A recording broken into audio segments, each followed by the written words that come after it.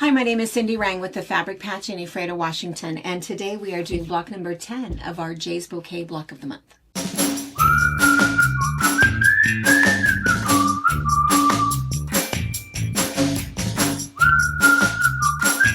All right, so today is block number 10. If you've been stitching along with us, we have been working on these beautiful hand embroidery blocks, and with each month there's a hand embroidery block and a pieced block. When we first started to kind of get everybody kind of involved, we did the embroidery block, talked about a lot of different stitches, maybe 4 to 5, maybe 6 at first, just to make sure that we were able to complete the block.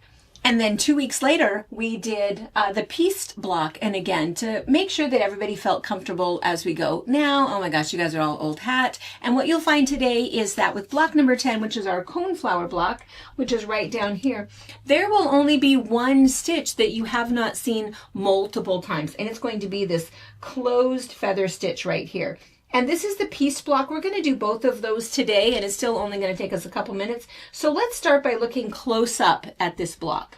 All right, we have our close-up here of block number 10. This is, of course, our pieced block number 10, and this is our hand-stitched block number 10. So let's look up close so that we see the stitches that we're looking at. And there are 6 different stitches that she is showing us on this particular block, 5 of which we've already done multiple times during this block of the month, and 1 new one that I'm going to show you today. So first we have the chain stitch, and you'll see the chain stitch in 3 different places. We've got it in this beautiful variegated edge around the outside edge here. There's also a little bit of chain stitch in here, and there's also some up here, so there's kind of some outlines. And then the next one is the closed feather, and that's what I'm going to show you here in just a few minutes. And that is this stitch right here and here. Super clever, kind of a nice chunky stitch. There's the stem stitch. We've been doing that on, I think, every single block since we started. And the stem stitch is this nice thick outline that you can see along the feathers, the stems, and even the veins. And then there's some up here along the petals up here. Then we have the fly stitch.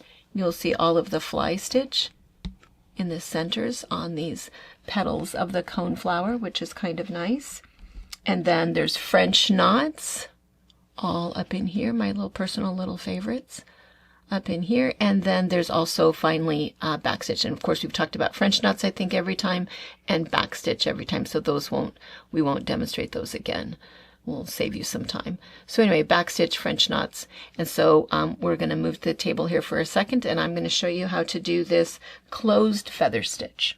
All right, so I'm going to come over to the reposition just a little bit so you can look over my shoulder, and I'm going to show you that closed feather stitch. And I just want to remind you, if this is the first time you're seeing this, this pattern, we do have it at our shop at fabricpatch.net. We no longer have the fabric kits, but we do still, I think, have some of the Jaybird fabric left. And of course, you can also just do stuff out of your stash. We have decided to do all of the mixed colors the same way that she has suggested, but we've seen some versions of this where they are just doing one color, which is beautiful. It's really more about learning all of those different stitches. So however you'd like to complete that.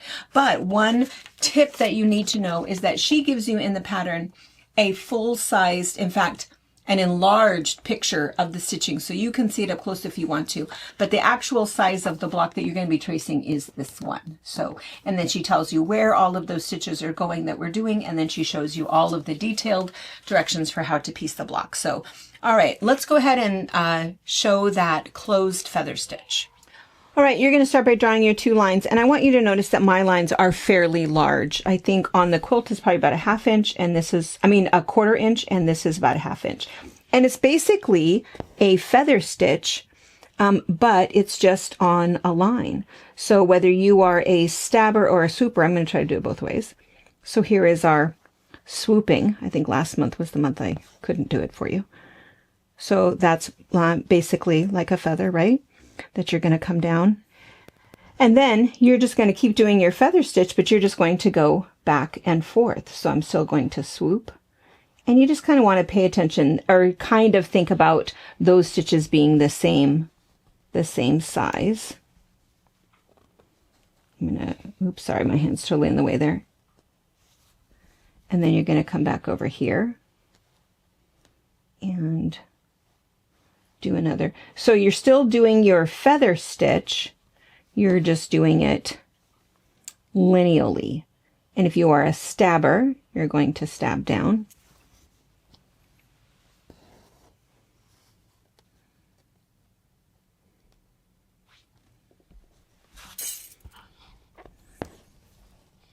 Stab up.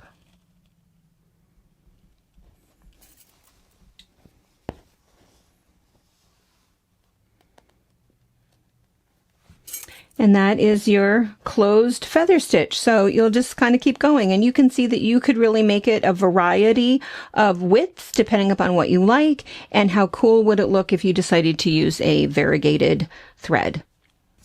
Okay, let's go ahead and look down here. I feel like I might not sew this for you. I might just kind of show you because, oh my goodness, it is just a half log cabin block. So this is kind of a fun block. All you're going to do, I'm going to suggest that you pre-cut the pieces the exact way that she says. What's nice about that is it helps you to kind of have that little assurance that as you're going, you have the block ending up the size that it's supposed to because of the cutting. And so here, after you sew your 1/4 inch seam allowance, this will be at the bottom.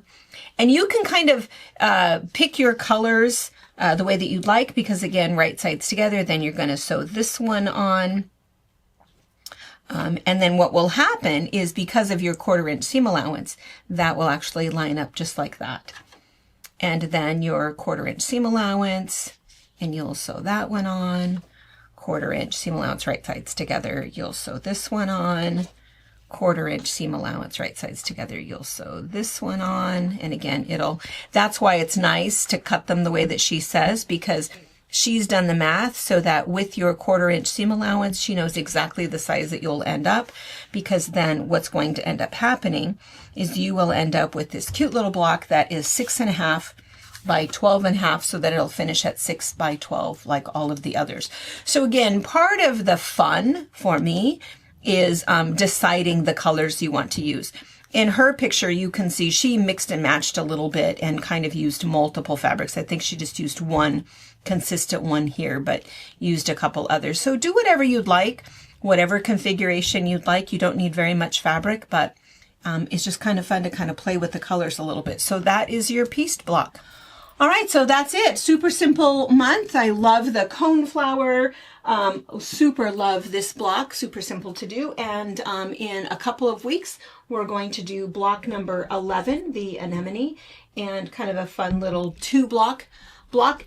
Then we'll finish up with 12, and then we will do one quick little class just about finishing and putting the whole thing together. So see you in a couple weeks. Thank you for watching our video. We invite you to leave a comment, hit the like button, or better yet, subscribe to our channel so you never miss an episode. You can also visit our Instagram, Twitter, Facebook, or Pinterest pages, or find all of those things and our online store at fabricpatch.net.